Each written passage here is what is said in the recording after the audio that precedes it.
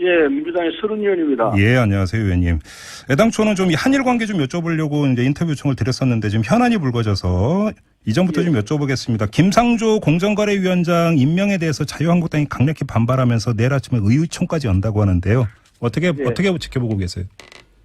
글쎄요, 참 저는 김상조 공정위원장, 공정거래위원장에 대해서는 인사청문회를 안 했습니다만은 TV를 보고 기록을 보고 했습니다만은 그게 국민 감정하고는 전혀 다른 것 같거든요. 네. 김상조 위원장이 나서야만이 지금 우리 사회의 제일 큰 문제 중에 하나가 재벌 개혁 아닙니까? 네. 재벌이 우리 경제에 끼친 공도 있겠지만 과가 너무 크기 때문에 재벌 개혁을 해야 되는데 그 책임자가 김상조 위원장이라는 건 다 알거든요. 네. 그래서 여론 지지를 받고 있는 처지인데, 인사청문을 해보니까 이런저런 흠결을 지적하지만은 그 흠결에 대해서는 다 성명이 된 상태이기 때문에, 당연히 김상조 위원장을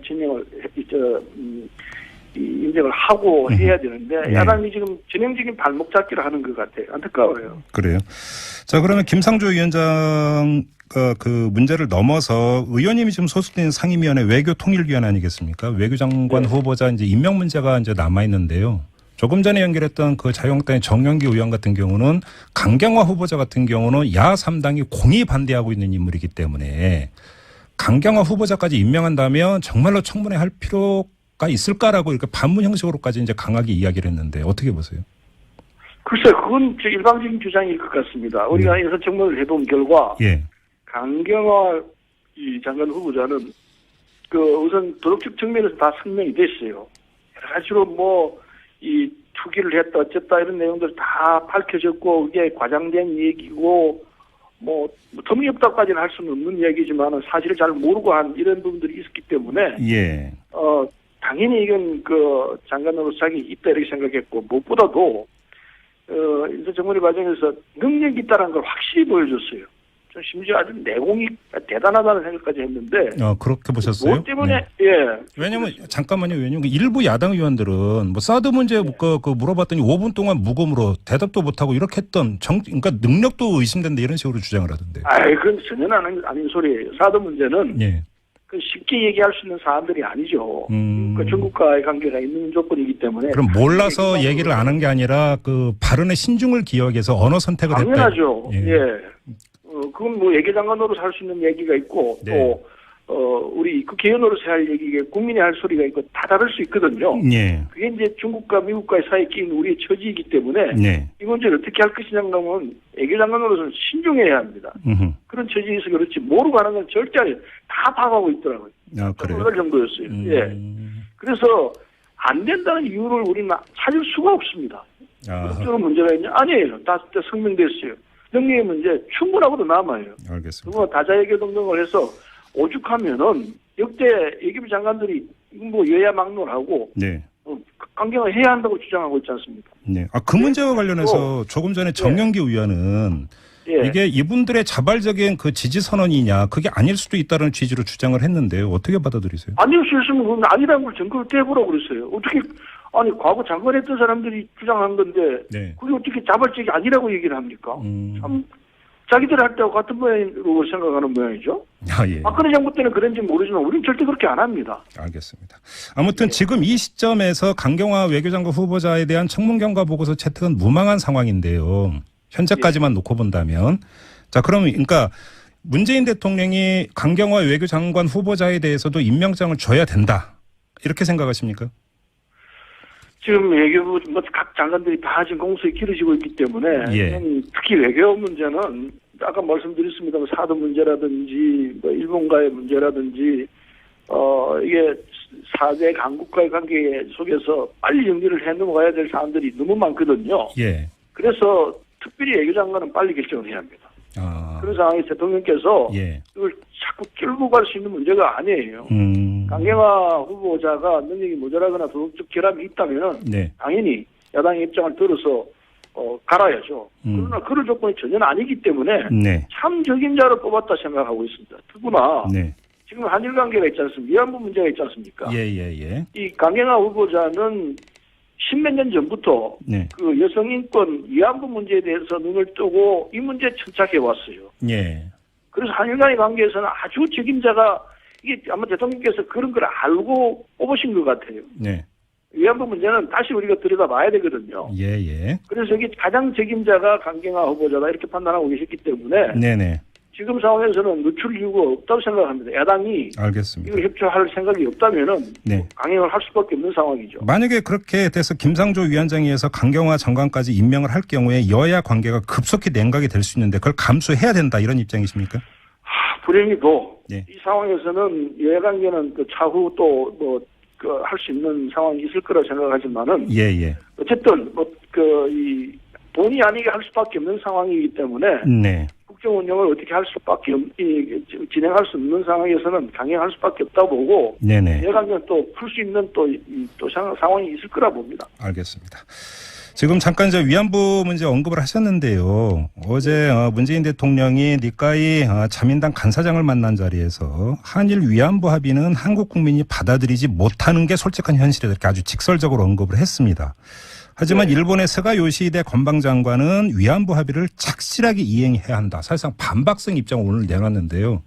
네. 그냥 그 거두절미하고 재협상 안 되면 파기해야 된다 이렇게 생각하십니까?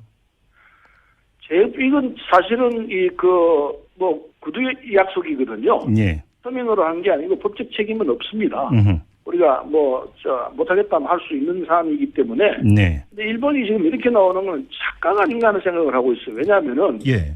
이건 어차피 우리 국민이 절대적으로 안 받아들입니다. 무엇보다도 당사자 위안부 할머니들이. 예. 이건 못 받겠다고 했지 않습니까? 예. 동의를 안 하는데 당사자가 동의를 안 하는데 그게 어떻게 성립이 되겠습니까? 예. 그리고 정부가 아니라 누구가 하더라도 네. 피해당한 사람이 주인공인데 그 주인공이 못하겠다는데 어떻게 그걸 받아들이느냐 말입니다. 네. 착각하고 있는 거라 보는데 예. 이런 태도로서는 이 위안부 문제는 안 풀린다고 봐야죠. 당연히 일본이 그런 식으로 나오면 우리는 폐기 선언하고 나와야 합니다. 아 그렇게요. 자 그러면 그 이후 수순이 어떻게 되는 겁니까? 예를 들어서 재단이 지금 설립이 돼 있지 않습니까? 예. 그러니까 예를 들어서 이거는 내정 문제니까 재단 해체 이런 먼저 이런 조치부터 취할 수도 있는 겁니까?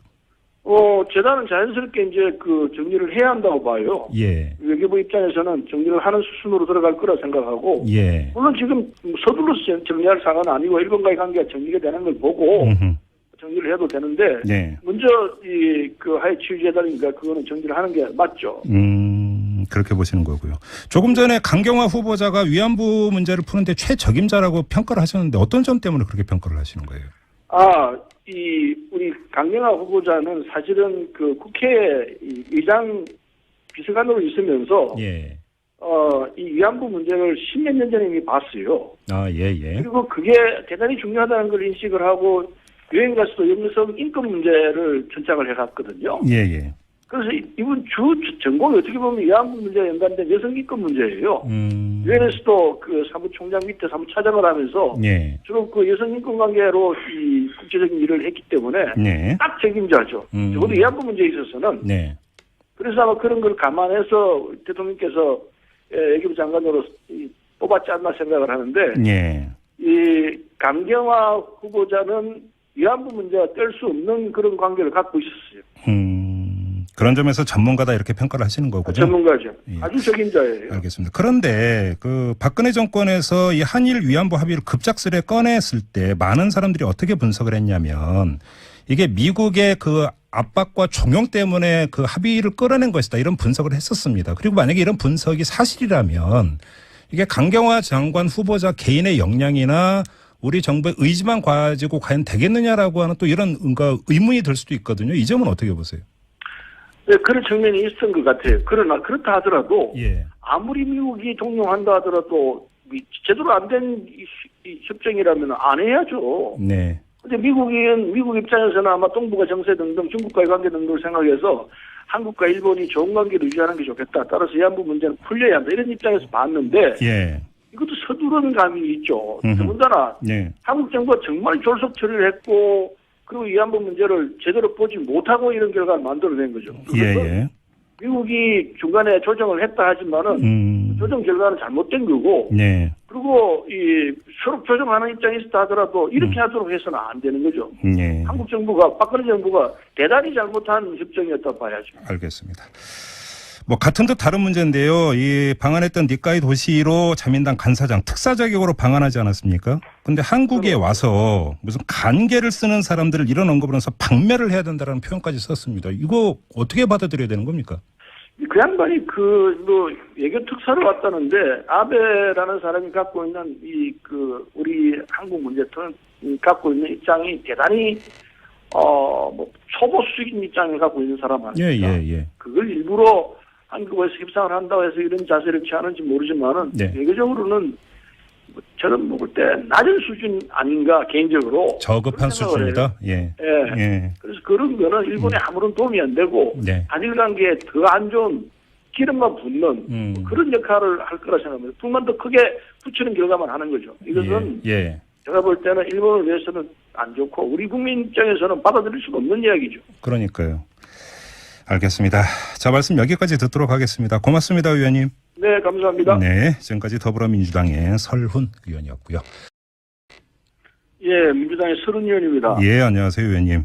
애당초는 좀 이 한일 관계 좀 여쭤보려고 이제 인터뷰 요청을 드렸었는데 지금 현안이 불거져서 이전부터 좀 여쭤보겠습니다. 김상조 공정거래위원장 임명에 대해서 자유한국당이 강력히 반발하면서 내일 아침에 의총까지 연다고 하는데요.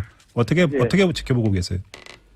글쎄요, 참, 저는 김상조, 공정거래위원장에 대해서는 인사청문회를 안 했습니다만은, TV를 보고, 기록을 보고 했습니다만은, 그게 국민 감정하고는 전혀 다른 것 같거든요. 네. 김상조 위원장이 나서야만이, 지금 우리 사회의 제일 큰 문제 중에 하나가 재벌 개혁 아닙니까? 네. 재벌이 우리 경제에 끼친 공도 있겠지만, 과가 너무 크기 때문에, 재벌 개혁을 해야 되는데 그 책임자가 김상조 위원장이라는 거는 다 알거든요. 예. 그래서 이런 지지를 받고 있는 처지인데, 인사청문을 해보니까 이런저런 흠결을 지적하지만은 그 흠결에 대해서는 다 성명이 된 상태이기 때문에 당연히 김상조 위원장을 인정을 하고 해야 되는데 야당이 지금 전형적인 발목 잡기를 하는 것 같아요. 안타까워요. 그래요.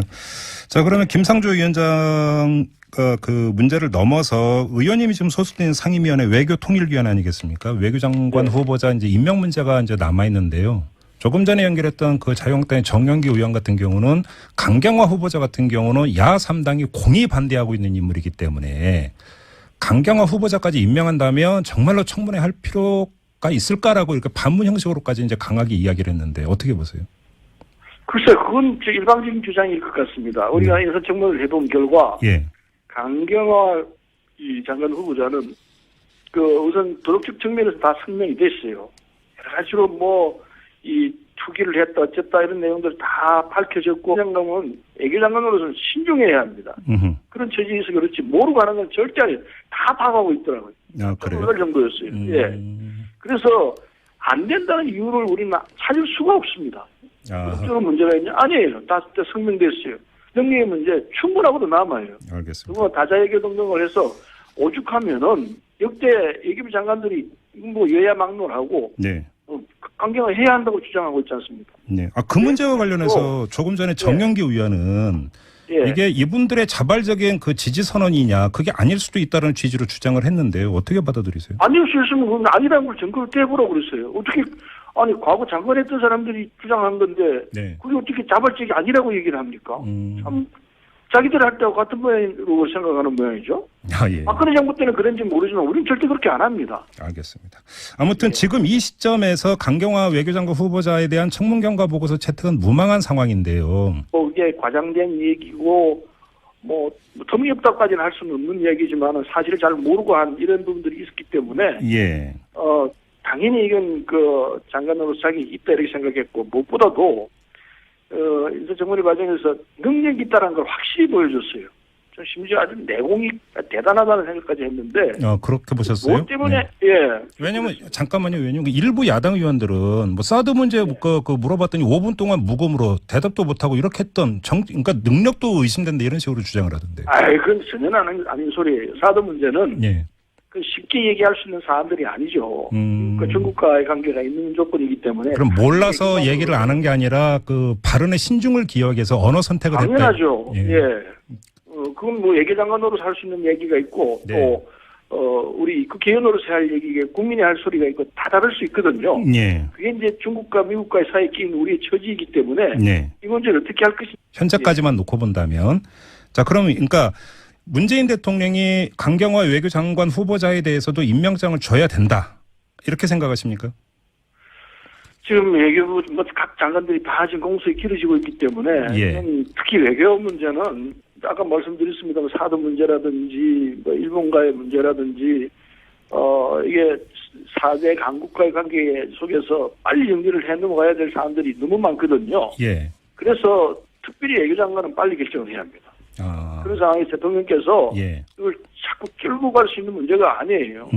강경화 후보자가 능력이 모자라거나 도덕적 결함이 있다면 네. 당연히 야당의 입장을 들어서 갈아야죠. 그러나 그럴 조건이 전혀 아니기 때문에 네. 참 적임자를 뽑았다 생각하고 있습니다. 특히나 네. 지금 한일 관계가 있지 않습니까? 위안부 문제가 있지 않습니까? 예. 이 강경화 후보자는 십몇 년 전부터 네. 그 여성 인권